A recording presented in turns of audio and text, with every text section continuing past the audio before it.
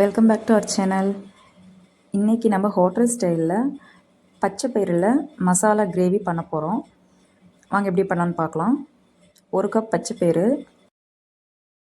ஸ்பைசஸ்க்கு அதில் கிராம்பு, பட்டை, கொஞ்சமாக பிரிஞ்சி இலை, உப்பு இதெல்லாம் சேர்த்து ஒரு 2 விசில் விட்டு எடுத்துக்கலாம். இப்போ அது கூட ஒரு சீக்ரெட்டான இன்க்ரீடியன்ட் சேர்க்க போகிறோம். அது என்னென்னு பார்த்திங்கன்னா டீ டிகாஷன். 1 டம்ளர் தண்ணியில் 2 ஏலக்காய், கிராம்பு, பட்டை, டீத்தூள் 1 ஸ்பூன் இதெல்லாம் ஆட் பண்ணி நல்லா கொதிக்க வச்சுக்கிறோம். இப்போ கடாயில் தேவையான அளவு எண்ணெய் ஊற்றி அதில் ஜீரகம், சோம்பு கொஞ்சமாக போட்டுக்கலாம். வெங்காயம் அரைச்சி வச்சுருக்கோம், சின்ன வெங்காயம் நல்லா அரைச்சி வச்சுருக்கோம், அதையும் கொஞ்சம் போட்டுட்டு அது கூடவே மஞ்சள் தூள், உப்பு எல்லாம் கலந்து நல்லா வதக்கிட்டு தக்காளி அரைச்சி வச்சுருக்கோம், தக்காளி பேஸ்ட்டு அதையும் ஊற்றிக்கலாம். அது கூடவே இஞ்சி பூண்டு எல்லாமே சேர்த்து தான் அரைச்சிருக்கோம். இப்போ காரத்துக்கு கறி மசால் கொஞ்சமாக வீட்டு மிளகாத்தூள் இது எல்லாத்தையும் போட்டு ஆட் பண்ணிக்கலாம்.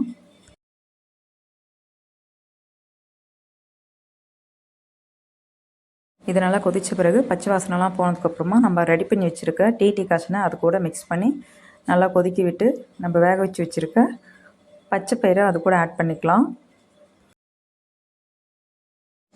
நல்லா கொதித்து வந்ததுக்கப்புறமா கொஞ்சமாக தேங்காய், ஒரு 10 முந்திரி இதை மட்டும் அரைச்சி ஊற்றி எண்ணெய் பிரிஞ்சு வந்ததுக்கப்புறமா பூரி சப்பாத்திக்கெல்லாம் சூப்பரான காம்பினேஷனாக இருக்கும். வீடியோ பிடிச்சிருந்தால் லைக் பண்ணுங்கள், சப்ஸ்கிரைப் பண்ணுங்கள்.